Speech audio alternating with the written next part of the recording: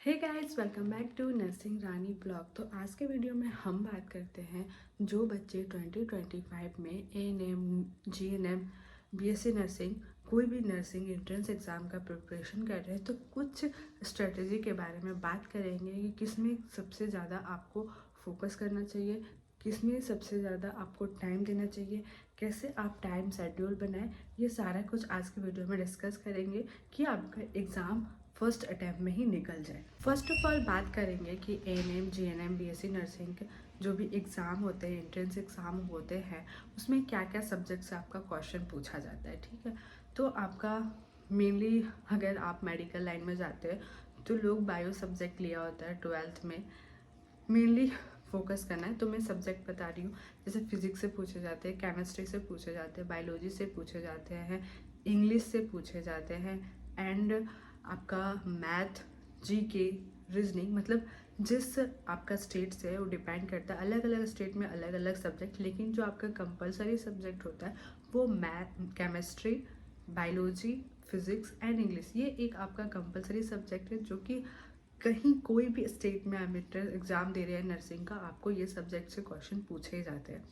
तो अब बात करते हैं कि आपको सबसे ज़्यादा फोकस किस सब्जेक्ट में करना चाहिए। तो अगर जाहिर सी बात है, आप मेडिकल लाइन में जाते हैं, अगर आपका 12th में बायो सब्जेक्ट है तो बहुत ही अच्छी बात है। तो आपका बायो का कंसेप्ट तो ज़्यादा क्लियर ही होता है और बायो से आपका ज़्यादा क्लियरेंस की वजह से इसमें आप मार्क्स ज़्यादा गेन कर सकते हैं। तो अगर बात करें, ऐसे तो हर सब्जेक्ट में इक्वालिटी का फोकस करना चाहिए, ठीक है, और मोस्ट इम्पॉर्टेंट की प्रैक्टिस का बहुत ज़्यादा ज़रूरी होता है, लेकिन आप बायो सब्जेक्ट में ज़्यादा ध्यान दे सकते हैं।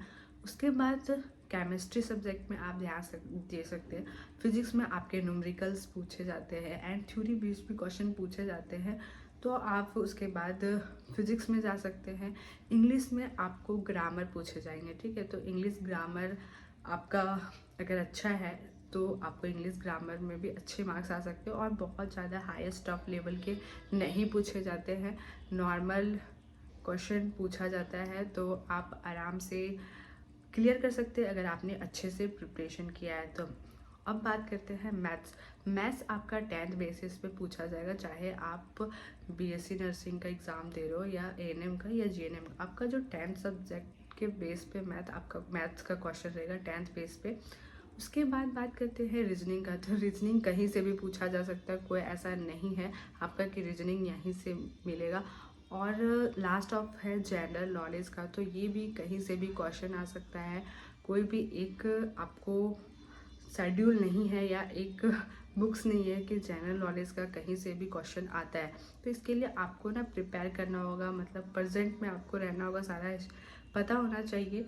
और बहुत ही टफेस्ट नहीं पूछा जाता है, और अगर आप चाहे तो अच्छा मार्क्स गेन कर सकते हैं एंड आपको गवर्नमेंट कॉलेज मिल सकता है।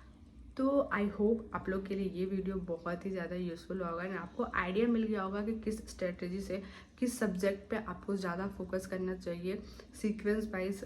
और ऑल द बेस्ट जो 2025 में एंट्रेंस एग्ज़ाम का प्रिपरेशन कर रहे हैं, क्योंकि आपके पास ज़्यादा टाइम नहीं है, तो फटाफट अच्छे से एग्ज़ाम का प्रिपरेशन कीजिए। मिलते हैं नेक्स्ट वीडियो में, तब तक के लिए बाय बाय।